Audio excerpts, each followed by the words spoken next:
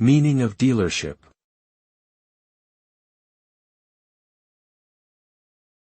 Dealership.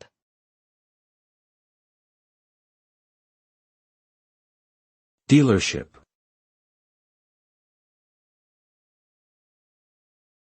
Dealership.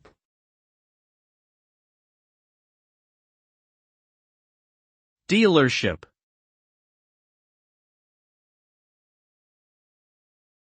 A dealership is a business that sells products or services on behalf of a manufacturer or supplier. In the context of the automotive industry, a dealership is a retail establishment that specializes in selling new or used cars, trucks, and other vehicles. Dealerships typically earn a commission on each sale they make, and may also offer financing, insurance, and other related services to customers.